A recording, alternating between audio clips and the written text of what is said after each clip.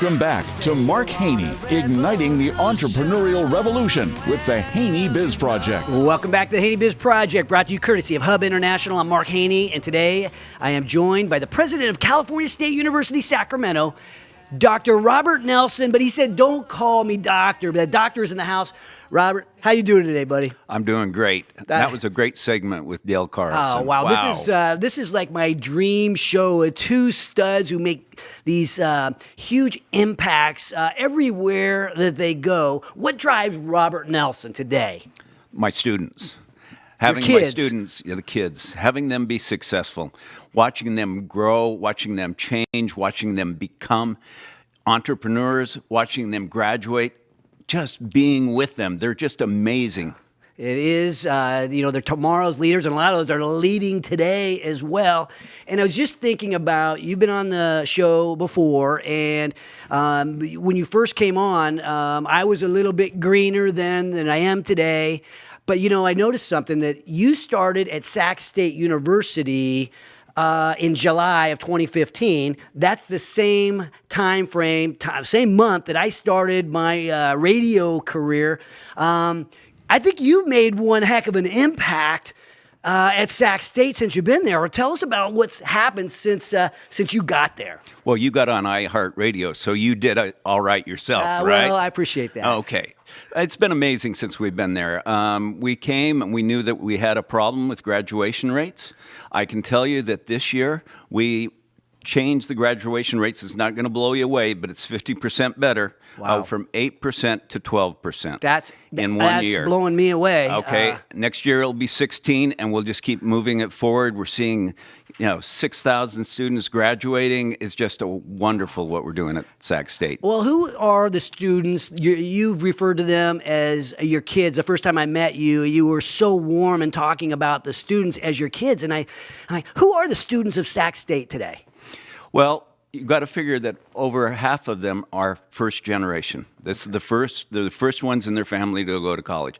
Over half of them come from families that are making under $38,000 a year. Wow. They're being lifted out The of that low income people are much of your students. But we've produced over 220,000 alumni in this area, okay?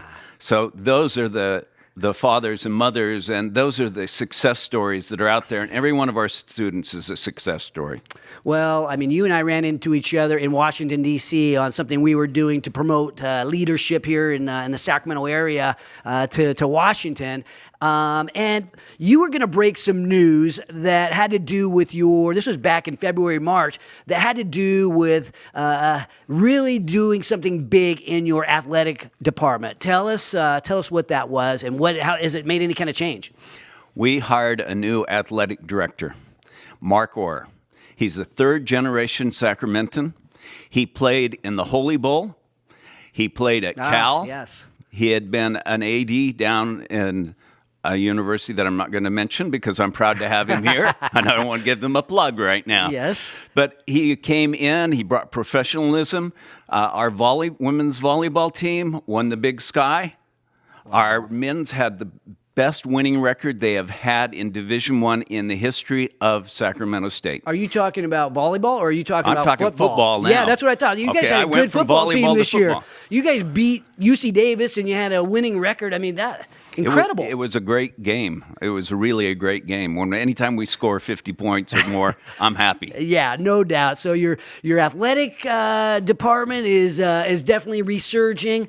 But thinking about leadership, because you think about an organization like Sacramento State University. I mean, it's enormous. And you heard me talking a little bit about the leadership pipeline and where you sort of get your chops as you're coming up through the ranks. I mean, where did you learn leadership? I was very lucky. I had a couple presidents who I made mad. Okay. And they decided they needed to teach me how to lead. Perfect. And so I was a faculty brat in some ways, and I thought I knew everything. And they came along and showed me that I didn't know everything, and they asked me to come under their wing, and it worked. Yeah, so you had some specific people that were mentoring you. What would you say to those people today? hey, I turned out all right. Look at me now. Just like Dale So I Carlson. think Dad, they'd become how do you a- like me now, Dad? And that's, so often I think in life there's these mentors, there's these people that are in our lives and we don't know at the time, right? These guys may be mad at you. You don't realize at the time what kind of impact they can make on you. And I have to think that Sac State has that same thing, right? You got your teachers and then, 10, 20, 30 years later, you're like, you know what? Sac State really made a difference in my life. They do, and that's part of the reason why we have athletics is so we can get them back on campus so that they can be part of the university and part of that.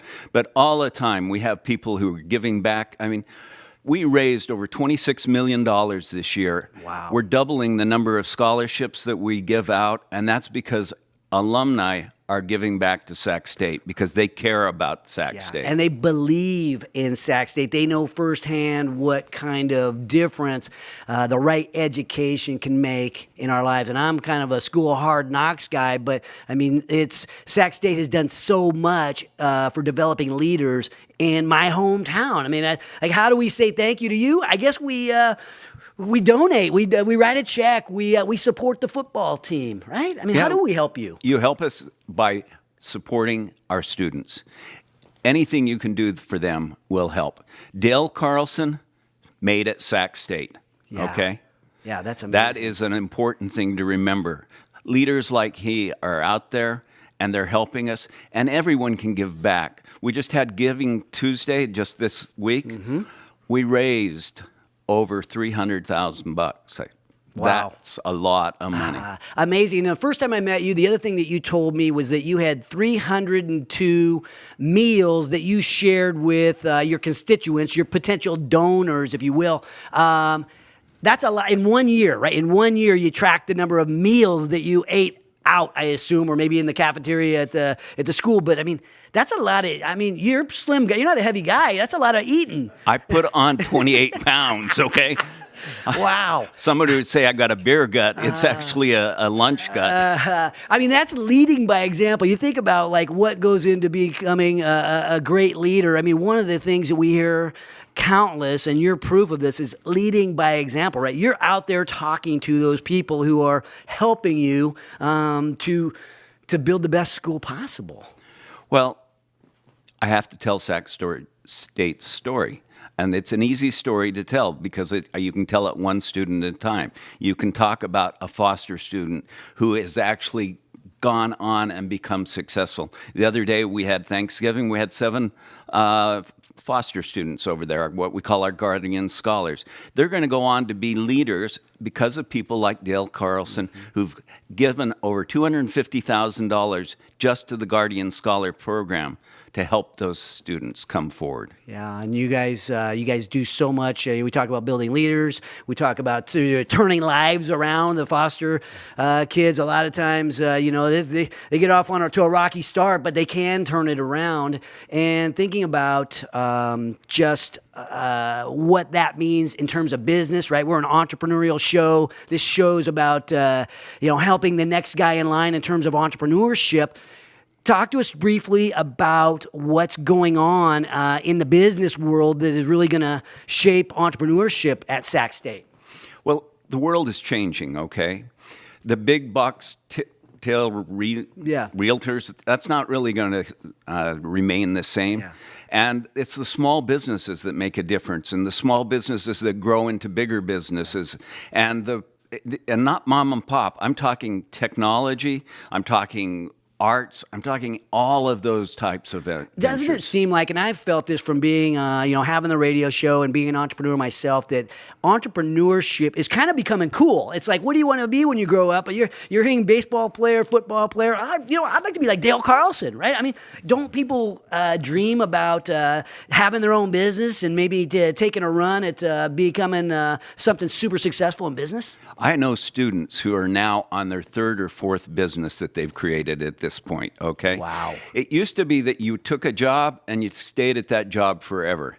Now you want to take a job or you create your own job and you create another job and then you create another job and then you create another job and you just keep building it and building it. They want to make a difference in this world. They want to have something that they care about. They just don't want to go punch a clock anymore.